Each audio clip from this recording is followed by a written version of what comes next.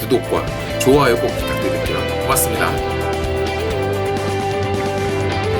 지난 시간에 리뷰한 것 중에 제가 두 번째로 중요하게 말씀드려야 되는 게 어떤 거냐면 거친 진실에 대한 것이에요. 우리가 마주해야 되는 거친 진실. 그래서 그것에 대해서 어떻게 말씀을 드리고 싶냐면 항상 우리의 의식이 어디에 가 있느냐라는 게 중요하다고 말씀드렸습니다. 그 우리가 의식적으로 어떤 것을 하느냐에 대한 얘기인데요. 그래서 거기서 신경을 써야 되는 첫 번째는 우리가 살면서 만들어내는 성취들이 문제가 아니라는 거예요. 어떤 것을 만들어내는 것보다도 정말 중요한 건 내 삶의 일치성이라고요. 내가 원하는 분야에서 성과물을 만들 수 있느냐 아니냐가 정말 문제고, 내가 의식적으로 그렇게 내가 원하는 삶의 분야에서 결과물을 만들고 있는지를 신경 써야 된다는 게 정말 중요하다라고 말씀드렸었습니다. 그래서 언제나 바쁘지만 정말 우리가 뭘 잃고 있지는 않은지, 그리고 나름 행복하다고는 하지만 정말 충만한 삶을 살고 있지 못하다면 이것의 이유는 결국 내 삶의 일치성이 갖춰지지 않는다는 거예요. 그래서 한번 돌아보셨으면 해요. 당연히 지금 여기 오셔서 제 웹세미나를 듣는 분들이라면 정말 자기계발에 관심이 많으신 분들이고, 그러면 정말 잘 산다는 것에 대해서 고민이 많으실 텐데, 그래서 바쁘게 살고 나름의 행복을 일궈내서 사시겠지만 정말 그 과정에 잃고 있는 건 없는지, 그리고 내가 충만하게 채워야 되는 걸 못 채우진 않는지에 대해 생각을 꼭 해보시길 바라고요. 자, 그러면 우리는 어떻게 삶에 대한 일치성을 확보해야 될 수 있나요? 그래서 그때 말씀드렸던 세 가지는 그 뒤에 있고, 그것에 대한 설명을 드리자면 첫 번째로는 내 삶의 원하는 방향 일치성을 얻으려면 주변에서 말하는 거, 부정적인 이야기들, 네가 뭔데 그런 걸 해? 너 안 돼. 이런 것에 대해서 받아들일 수 있으셔야 돼요. 거기서 받아들이지 못하면 내가 원하는 삶의 일치성을 확보하기 힘듭니다. 모두의 삶은 자기가 지어야 될 책임들이 자기 어깨에 얹어져 있고, 그렇다면 거기서 해야 하는 일들 때문에 당연히 내가 원하는 일들이 뒤로 밀리게 되어 있어요. 그런 와중에도 내가 해야 되는 것들 해가면서 이렇게 추가적으로 내 삶의 일치성까지 확보를 하려면 당연히 사람들이 말하는 뭐랄까요, 부정적인 것을 이겨내고 자기가 원하는 방향으로 한 발씩 나아갈 수 있어야 되겠죠. 그래서 그 거친 진실이 어떤 것들이냐면 첫 번째는 당연히 탁월해져야 된다는 겁니다. 지금 무슨 일을 하시든 아니면 어떤 사람들과 일을 하시든 여러분 자신이 지금보다 충분히 더 나아져야만 된다는 그 거친 진실에서는 벗어나실 수 없어요. 내가 더 나아지지 않으면 당연히 아무것도 이루어지지 않을 테니까요. 두 번째는 여러분들이 삶을 사는 데 있어서 그냥 나 혼자만 잘 산다는 것에 대해서만 관심이 있으면 아마 여기 오시지도 않았을 거고, 그것을 넘어선 삶을 살겠다는 의식을 해주셨으면 해요.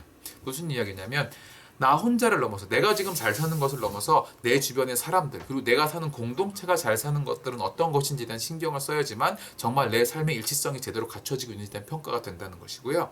마지막은 그런 이야기를 드렸습니다. 여러분들의 삶의 목표가 있고 없고에 대해 삶의 방식이 달라진다고 말씀드렸어요. 지금 당장의 삶의 목표가 없는 분들은 모든 에너지를 삶의 주요 분야를 개선하는 데 쓰셔야 된다고 말씀드렸습니다. 그 삶의 주요 분야는 첫 번째는 건강, 두 번째는 부부나 연인 관계, 세 번째는 가족, 친구, 네 번째는 자기 일, 다섯 번째는 자기의 취미, 여섯 번째는 자기 마음의 평화, 뭐 영적인 평화라든지 아니면 자기가 삶에 정말 제대로 방향으로 가고 있다라는 그런 마음의 평화 같은 것들이라고 하면 그 여섯 가지를 치열하게 개선하는 데 자신의 에너지를 써야 되고, 만약에 삶의 목표가 있는 분들은 자기 에너지의 60%를 그 삶의 목표에 집중을 하고 나머지 40%를 가지고 자기의 삶을 읽어가야 된다고 말씀드렸어요. 그래서 목표가 있는 사람이 목표가 없는 사람보다 당연히 훨씬 더 힘들 수밖에 없어요.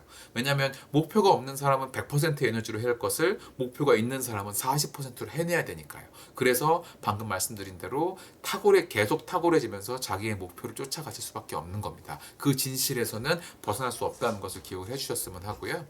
그래서 여러분들이 그런 과정에 에너지를 지키기 위해서 당장 적용하실 한 가지를 제가 어떤 걸 말씀드렸냐면 계획적인 여러분들의 에너지 리프레시를 하셔야 된다고 말씀드렸어요. 그 핏 스탑이라고 표현을 했었는데 이게 뭐냐면 여러분들 그 왜 F1 경기, 이 자동차 경주 경기를 보면 그 자동차가 달리다가 잠깐 딱 5초간 서는 순간이 있어요. 그럼 5초간 서는 순간 어떤 것들을 하냐면 저 사람들이 달라붙어서 자동차 바퀴를 다 바꿉니다. 자동차 바퀴를 다 바꾸고 부품들을 싹 바꿔요. 아직 사실 바퀴가 다 닳지도 않았는데 바꾸거든요. 그렇게 하는 이유가 뭐냐면 차의 성능을 최고로 유지하기 위해서예요. 아직 문제가 없지만. 그럼 마찬가지로 우리도 문제가 발생하기 전에 미리 그 문제를 예방하는 것이 필요합니다. 그것이 여러분들이 생활 속에서 중간중간 심호흡과 스트레칭을 하셔야 되는 이유예요. 그렇게 에너지 관리를 미리미리 해야지만 여러분들의 몸 상태가 최상의 상태로 유지가 되고요. 그것을 간단히 수학적으로 표현을 해보자면 지금 이 그래프가 표현을 하는 거는 아침 6시부터 저녁 6시까지의 에너지의 소모 형태의 그래프입니다. 파란색이 우리가 일정한 정도의 긴장도를 계속 유지할 때의 그 에너지가 떨어지는 그 그래프예요. 쉽게 말하면 파란색은 일직선이거든요. 그 아래에 있는 파란색 그 긴장도는. 그러면 10이라는 숫자로 긴장도가 쭉 유지된다고 하면 시간의 흐름에 따라서 여러분들의 에너지는 이렇게 2차 곡선의 형태로 급격하게 뒤로 갈수록 떨어집니다. 그래서 지금 시간대가 보면 대략 오후 한 4시쯤에 에너지가 굉장히 바닥 가까이로 떨어지죠. 에너지 소모가 100이 넘어가잖아요. 그러니까 많은 분들이 저런 형태로 오후 4시쯤에 에너지가 완전히 방전돼서 멍한 순간들이 찾아옵니다. 그래서 그런 순간들을 없애려면 지금 보시는 주황색 그래프처럼 1시간에 한 번씩 잠시라도 긴장을 풀고 스트레칭을 하고 물을 마시면서 의도적으로 쉬셔야지만 단 1, 2분이라도 쉬셔야지만 이 어느 에너지가 떨어지는 속도가 줄어들어서 주황색처럼 에너지가 감소가 이루어져요.